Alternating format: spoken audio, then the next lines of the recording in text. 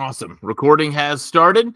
Thanks again for tuning in. Again, Monday we talked about season management, getting started, some reports, those types of things. Wednesday we talked about race management, talked about points, payouts, entries, lineups, results, those types of things. Today we're going to talk about online tickets, some of our advanced ticketing features, as well as website stuff like news, photos, the contact page.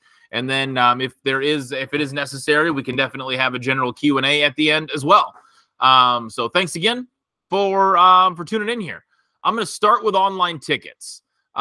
Two ways to add tickets to an event, but one that I will show you here because it's just far, far simpler to do. We've updated a lot of our interface and season management to make this a lot easier over the last year or so. So I'm going to show you this. We'll go to season management.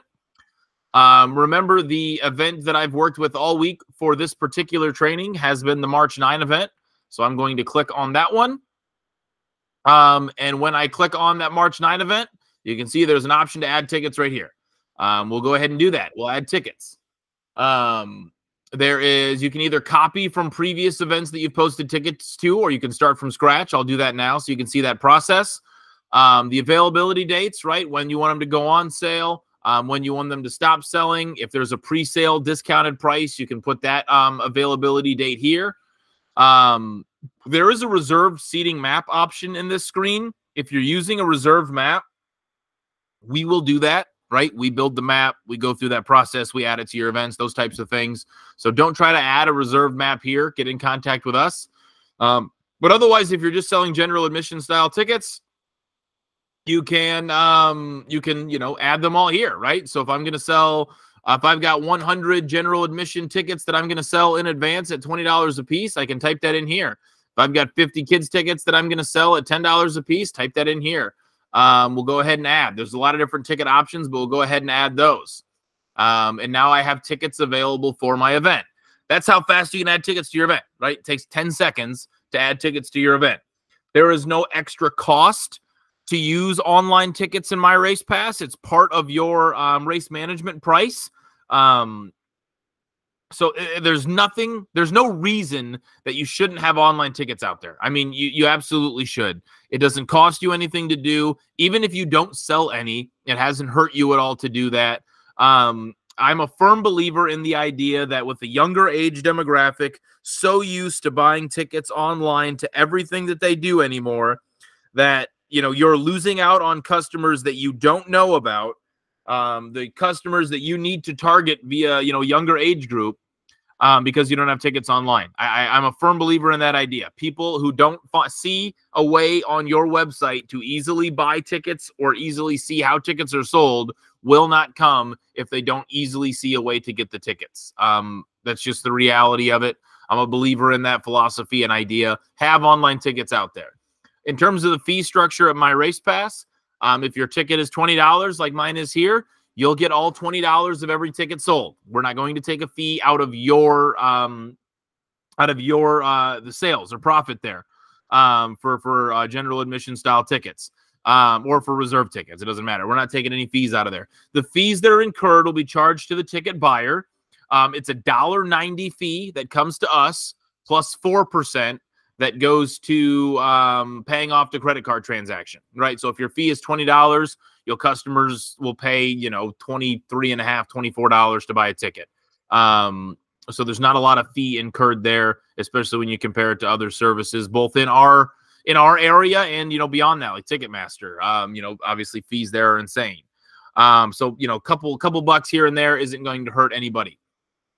If you have added your tickets already, you can do a couple of things here. You can view the ticket online. So if I click view tickets, it'll bring me to the front end of the website, myracepass.com, which will show you where fans can buy the tickets and what that process looks like, right? I can add 3 adult tickets, add to cart, and then check out. And that's really how fast and easy it is for a fan to buy a ticket. I'm going to delete the tickets out of my cart so I don't get an email in 10 minutes saying I have tickets in my cart.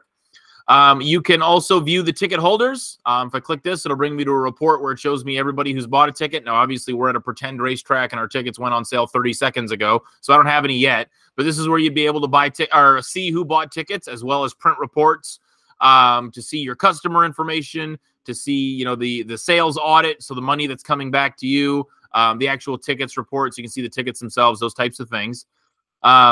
You can also see an option over here to edit your tickets.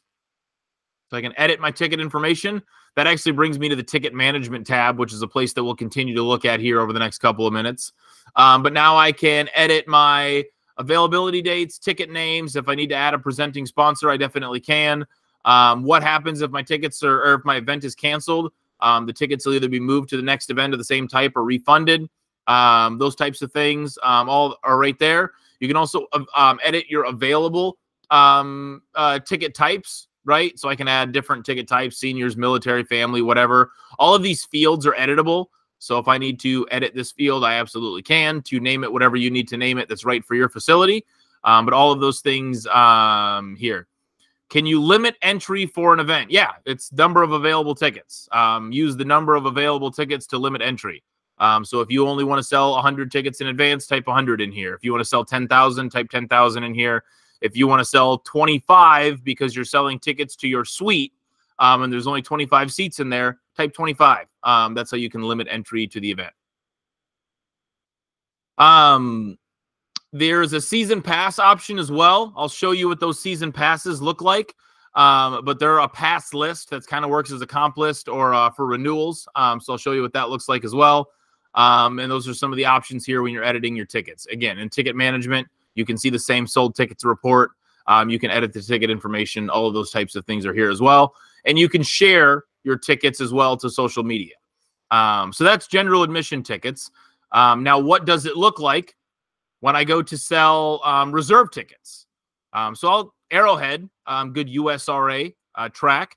I will show you an example here. When I go to select my spot, I can show you what this looks like both for reserve seating, right? So I'll click on a section of my grandstand. You can sell general admission seats to the section. You can sell, you know, reserve seats in a section. So we can build these reserve seating maps for you to make sure that we are, you know, selling these seats correctly for your reserve ticketing needs. There is also, you can use our reserve ticketing system for a number of different things. Arrowhead is using it for pit spot reservations. So you can see, you know, the pit we've laid out in a map with all of the spots that are available. If you're going to sell pit spots, you can do it this way. You can sell camping spots this way as well. A lot of camping spots as well. So you can do those types of things. Ryan, we talked about registration on the Wednesday session. So you can definitely take a look at that video that's on YouTube from Wednesday. But I'll also have Dakota circle back and follow up with you here and answer that question on limiting entry for driver registration. So he can kind of give you the specifics there. I'll have Dakota circle back with you on that. But this is what it looks like to do a reserve seating map. All of our reserve seating maps look similar. This is a great way to sell camping spots, VIP pricing, grandstand admission, you know, whatever you need to do that way. So so those options are there as well. I'm just going to go through the different options in our ticket management screen also. I'll start with the packages option. Packages are born out of the need for multi-day events, right? You're having a 3-day event. You want to sell a 3-day pass for that event at a discounted price. Then, you know, the individual nights, right, to encourage people to buy all 3 days at once. We can absolutely facilitate that, whether it's a general admission style seat or it's a reserve seating map. So we've got a package option. When I go to create a ticket package, it'll have me just set the availability dates and any description that you want to see. And then I can also start, you know, basically adding the events that I want as a part of the ticket package, add the ticket types that I want as a part of the ticket package. You can see over the course of the 3 days, I'm selling this ticket for $50, this package for $50, which is actually $20 more than if they bought the individual types, because again, it's a fake racetrack and the prices don't matter. But you can start to, you know, give out a package price, have people buy 3-day advance tickets or 2-day or 4-day or 5-day or however many day you want. For a multi-day event. You can also choose here how you want the discount to be applied, whether that the discount is applied only to the last day or evenly. And the only reason that this makes a difference is if you guys have a rainout or cancellation in the middle of that event. If you've got the discount applied to the final night and you rain out the final night, then they might get that discount applied when they refund the tickets that way. If you do it evenly, you know, you might refund everybody at $20 a piece, but the people who bought 3-night tickets, their refund might only be $17 because you're applying that discount evenly over the course of the event. So again, ticket packages, a way to buy multi-day event tickets. And I'm going to show you what that looks like as well here. I should have had that example up on the screen. I apologize. But if I go to Mississippi Thunder Speedway, another USRA track, they're selling tickets for their Dairyland Showdown with the World of Outlaw late models. USRA Modifieds running as well. So this is what this looks like to buy a ticket package, right? I can get the ticket package. It's a 3-day package, including these 3 events. Buy the package, and then it's the same thing, right? Whether I'm buying camping spots or tickets or pit stalls or whatever, I can go in here. I can pick the camping spot that I want to buy. Now I'm buying a camping pass over the 3 days as opposed to individual ticket sales. Same thing, front gate tickets. I can purchase an individual spot for 3 days as opposed to buying them a day at a time. So makes it a lot faster and easier for your fans to buy a larger dollar amount at one time from you, which is kind of the goal. Punch cards then. We'll settle into punch cards here. Punch cards are a great ticketing feature with a somewhat misleading name because we're great at building things here, but sometimes not great at naming them. A punch card can be 3 different things. It can be a season pass. It can be a per event pass, and it can be a total punch pass. And I'll explain the differences here. A season pass is what it sounds like, right? You're selling one. So the customer buys 1 season pass. They get 1 barcode that can be that barcode can be scanned 1 time at every event that you choose to be a part of that season pass. You get to link the events. So if you got 20 events in your schedule, 4 of them are special events, and you have a season pass out there for the rest of the 16, your regular season pass, you can do it that way. You pick the events that are applied, and then again, person buys the season pass. They get 1 barcode, 1 ticket. That 1 barcode, whether in the app or via email, or if they print it off and bring it every night, can be scanned 1 time at every event that you choose. Per event pass, these are all similar ideas, but there's little differences. A per event pass offers a set number of redemptions per event. So I'm going to choose 1 event on my schedule, and I'm going to say this can be redeemed 25 times at that 1 event. So basically what that does is it gives you 1 ticket that can be scanned 25 times at that event. So that comes into play like for a suite type of situation, right? One person is buying the suite ticket, but there's 25 seats in the suite. Well, that person can now forward the barcode to the 24 other people who are going to show up that night. Now they don't have to come into a group. Now they can come at their own pace, at their own leisure. They all scan the same barcode. 25 people can get up into that suite. It'll only scan 25 times. Pretty simple process there. Also works great for sponsor nights, right? You've got, Bob's Garage sponsoring the races here tonight. You want to give them 10 free seats to be able to get in. Same thing. Make a per event pass with 10 redemptions. Buy it yourself in our box office system. Put in their email address. They get emailed the 1 barcode that can be scanned 10 times. They can then forward that email to the other 9 people who are going to show up that night. Works for suites, works for VIP hospitality areas, works for, sponsors coming to the event, party decks, whatever. The per event pass can be valuable that way. And then there's also the total punch pass. I like to compare this to like a flex ticketing option for professional sports team, right? You get, they have 10 games, and they're going to let you buy X number of tickets to whatever game you pick out of those 10, right? So this is kind of that. It's the total of number of redemptions, not limited per event. So it's like the same thing as a per event punch, but it's not limited via event. So I buy 10 redemptions here, right? I buy a total punch pass that gets me into 10 races, or I can be scanned 10 times. But you can spread that out over 5 events, 10 events, 15 events, your whole year or whatever. And so just that barcode that they get sent can be scanned a total of 10 times at however many races you pick.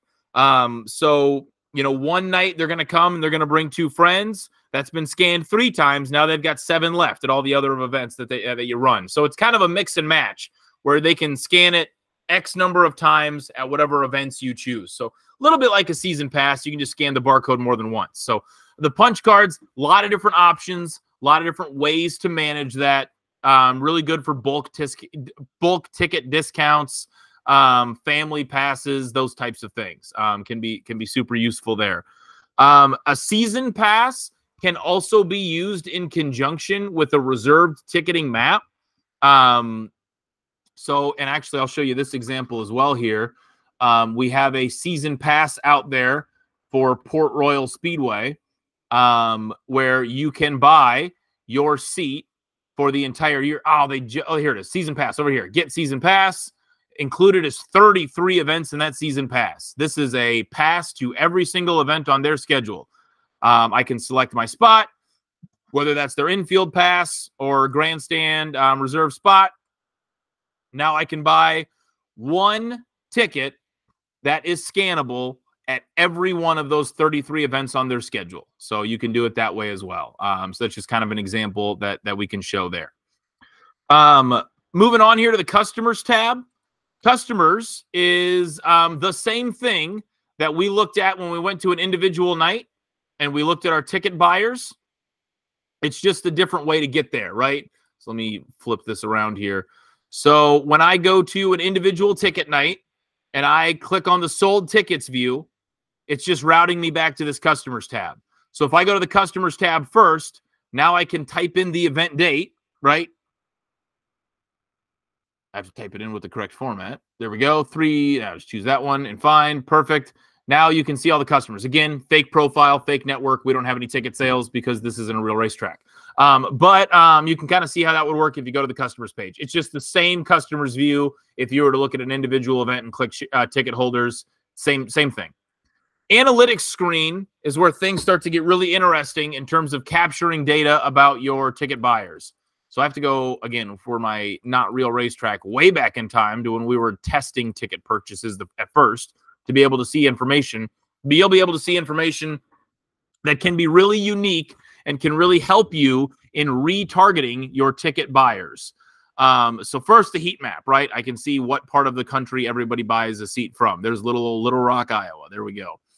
Top cities here as well as a part of the demographic information. This I really, really, really like because it allows me to target, but based off of city where I'm going to start doing my advertising, right? Whether that's radio or TV or billboards or newspapers or whatever. If I see, man, you know, the bulk of my ticket buyers are coming from Little Rock, Iowa, which obviously everybody's equal on our little test tickets that we bought. But if I see the bulk of my ticket, I'm going to start advertising in Lyon County, right? I'm going to start figuring out, hey, that's where my people are coming from. I'm going to look at this. If you find out that, you know, the municipality that you thought they were coming from isn't really showing up here, that's another, you know, indication that, you know, maybe you're targeting the wrong areas. Average distance traveled.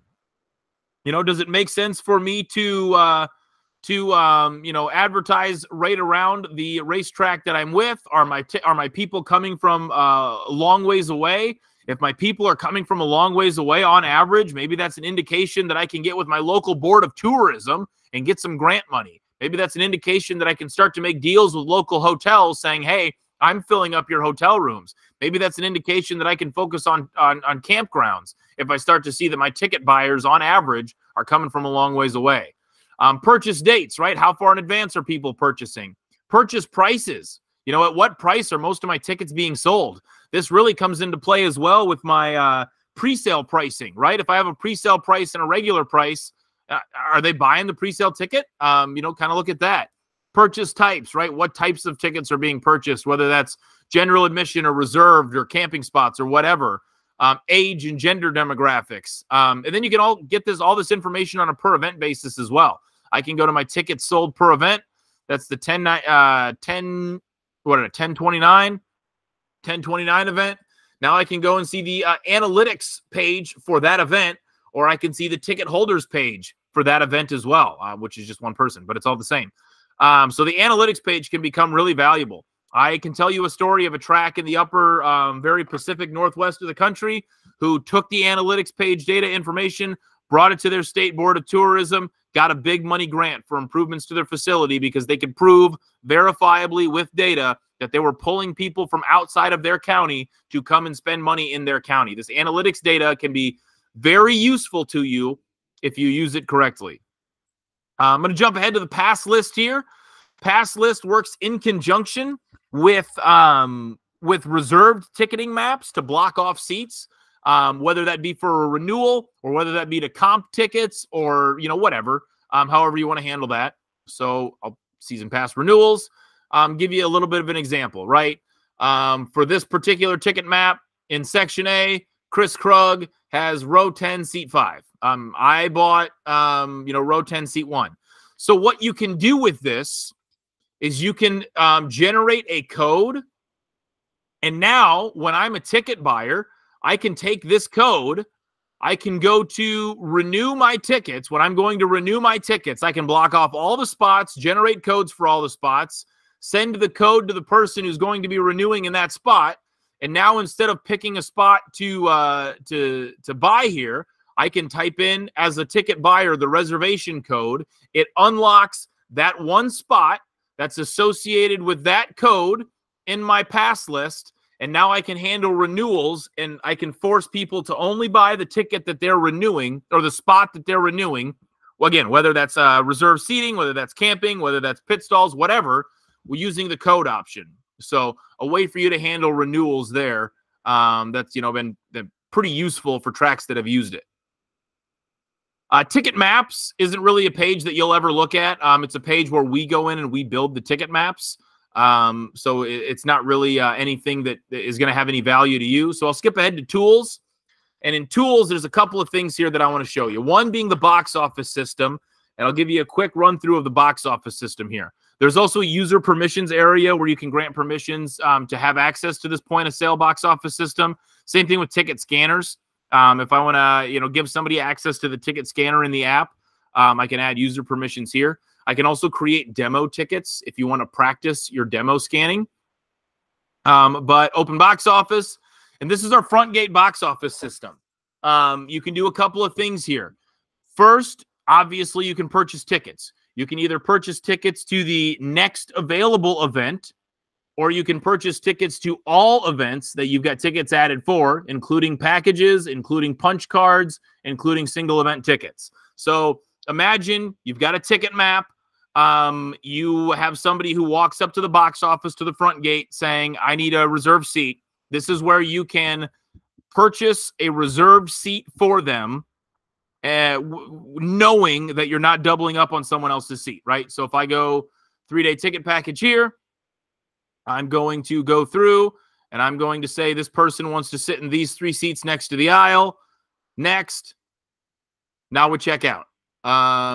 Unable to add a package at this time. I think I have that one as not searchable right now, so that kind of makes sense. I'll just do this general admission one. Works the same way.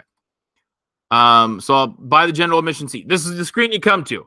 Really simple to navigate, right? Okay, I've got 2 general admission seats for $3.9. That's what you want? Yes.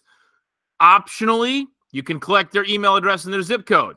I know that in long ticket lines, maybe that's not feasible, but if it is feasible, retargeting, right? Now I can find these people's email addresses in the ticket analytics screen so I can send them an email next time I have an event of the same type.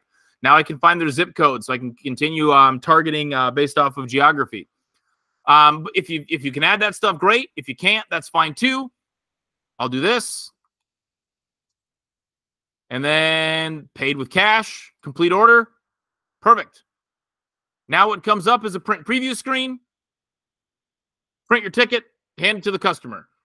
We've got that we recommend that we've used and tested with a little Dymo printer that you can get off Amazon very cheap, with the paper very cheap, to be able to print these tickets and rip them off and hand them to people. That way they can go to your pass out gate. They can get the ticket scanned by the scanner and we're good. So I'll cancel that for now. But yeah, that's really the point of sale system. Past orders will allow you to search for people's orders. So if somebody comes to the gate and they're a problem child, right? They said, oh, I bought tickets to this event, but I can't find them, or I don't have the email, or I don't have blah, blah, blah, blah, blah, blah, blah. I can go in here. I can search by last name if I need to. I can search by date of purchase. I can search by invoice number, any information they give you.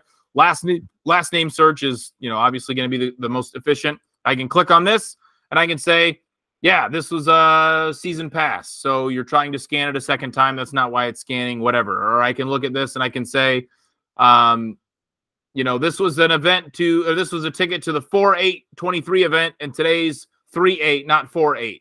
That's why it's not scanning. You bought a ticket to the wrong event. And you can kind of help them along their way that way. So if somebody's being an issue for you, you can use the past order screen to help them solve their problems. Shopping cart is what it sounds like when you've added tickets to the cart and you navigate away from it. You can come back to the shopping cart to buy those tickets. And then there's also the redeem window, which you can redeem tickets within 7 days of the current event, right? So today's the 8th. 7 days previous goes back to my March 2nd event. 7 days in the future goes to my tomorrow event. If today was tomorrow, I could click redeem here. This cursor stays in this box the whole time. All you have to do is link a barcode scanner to that machine or use the app. Either way, doesn't matter. Scan. If it turns green, you're good. If it turns red, obviously they're scanning for the wrong date, or they're scanning for, more than once or something like that. So makes it really easy to scan people in. And you can get through a couple thousand tickets scanning pretty dang fast. I know that, in Pensacola, Five Flags used our ticket scanning options for the SRX opener last year in 23 and got through a couple thousand tickets, very efficiently and quickly. They really didn't have any issues at all. So the redeem window is nice. I just USB a barcode scanner into my computer to be able to use this screen. You can also Bluetooth a scanner to the My Race Pass app to scan the Bluetooth scanner in the app as well. So both work pretty well that way. That's really the point of sale system. Tickets also will work in conjunction with your website. So if I go to the website and I go to the schedule tab of my website, my next event is tomorrow. It includes a link for fans to be able to buy tickets. Tickets takes me right to the ticket buying screen. Make it fast, easy, simple for fans to buy tickets to your events. As we talk about websites a little bit, a lot of this is going to be similar, right? So I'll go through the website here real quick. The home tab, you're not going to have much on there, right? These are all going to be pieces of other things that you do that appear in the home tab, right? So I have tickets for sale. So I have a buy tickets button in the header. I have registration available for drivers. So a driver registration button appears on the main website. Those things happen automatically, right? In the process of building a website, we can add Facebook, Twitter, Instagram, YouTube, your My Race Pass link, whatever you want there. You'll automatically have a countdown to the next event. Those types of things. Latest news comes from your news articles. Again, we got latest videos, we got latest photos, all those types of things. There's not much that you'll actually change on the home tab. It all is snippets from other pieces of the program. So we'll go through the other tabs. Schedule and results. You'll never have to add anything here. You're already putting in a schedule, so your schedule's done on your website. You're already using My Race Pass to manage your races, so your results are already done on the website. The most high-trafficked areas of a website, you'll never update because you're using My Race Pass. It's all linked, synced, and networked together. The same is true for points, right? You get to the end of a race night, you get to the points and pay tab, you calculate your points. Now your points on your website are updated. Again, a high-trafficked place on your website that you'll never have to update because you're using a website through My Race Pass. You'll never update your schedule. You'll never update results. You'll never update points because you're already using race management. Other things that you can update, I'll show you. Let's go. We'll go to driver info page. What you'll find in fan info and driver info is all of these. It could be anything, right? All of these are what we call super pages, which means that they're custom CMS pages. So when I go to web management in the interface, everything in a regular page, like your news, like your photos and videos, are all going to have their own buttons. Everything that's in a super page is going to be under more, right? So when I go to more, I go to fan info, and let's say I go to, I don't think I have anything in ticket info. I think ticket info is empty. Ticket info is empty. So when I go to ticket information on the website, it's empty because I don't have anything in there, right? So you can start to see how this kind of works. If I go to driver info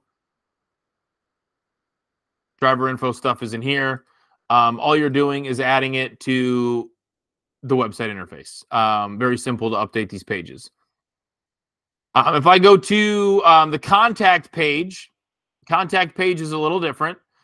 There's two sections to the contact page, right? There's the general contact, and then there's the email form. So when I go to contact at the top of the screen in general contact, whatever you put in here is what shows on the top half of this fold, right? Whether it's your mailing address, your phone number, your email address, your whatever you want to put in here, fill the fields, it shows up there.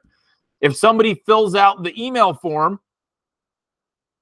whether that's for merchandise or general inquiries or whatever subject line you want to have, where that comes from form subjects under the contact area.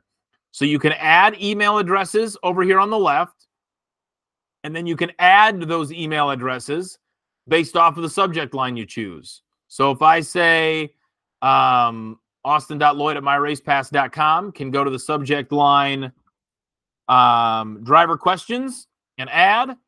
Now I have a subject line for driver questions that'll go to this email address. And when I come to the front end of the website, a new subject line will be added for driver questions. So if somebody fills out the form, chooses driver subject or driver questions, they'll go to this email address. If they ask about merchandise, it'll go to Chris's email address. Those types of things. All that is there and available there for you. You can also, in this screen, view the messages that people have already sent in. So even if you've got them going to that email address, you can still come here to view all of those messages that have gone to any of the email addresses. So, you know, a way to look at those as well. And the next thing here that I'll show you, really the last thing that I'll show you, is the news and photos area of media. So for media, I've got news articles. There's a news management page. You can add news articles from scratch here.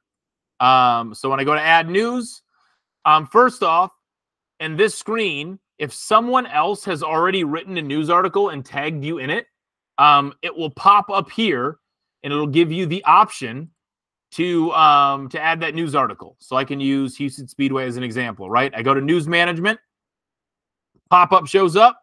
BroganCarterRacing.com wrote an article about Houston Speedway 12/28/23.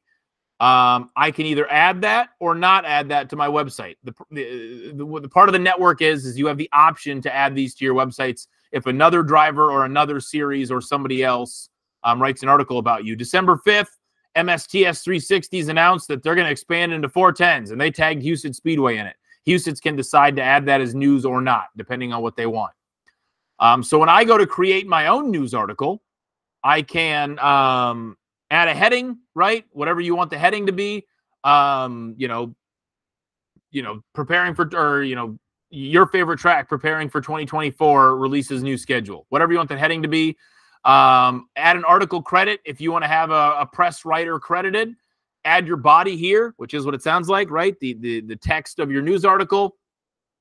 Click to add article media. So you can add any photos that you want that already exist on your website. You can upload new photos, and then you can tag things. You'll always have to add a type of racing. For this, wing sprints. If you want to tag a driver, your track will always be tagged. But if you want to tag a driver, if you're writing a race recap that, Justin Henderson won the 410 feature that night, I tagged Justin Henderson. MSTS 360s were there. I could type MSTS and Midwest Sprint Touring Series will come up. You can tag a specific event, tag a sponsor, whatever you want to do. So when you tag these things, what you'll see is you'll start seeing these articles appear on other network websites, which can be valuable for you as well. And then the last thing in here that I'll show you is the photos area. If I come to media and click on photos, there are galleries that you can create. And let me go to photos on the website so it makes sense. I've got 4 galleries. The helmets, 2020, 2019, obviously I haven't been updated in a while, right? I got 4 galleries here. Some of my galleries are inactive. You can see the stop sign, but 4 of them have the green check mark because they're active. So you can create galleries and you can rearrange the galleries here.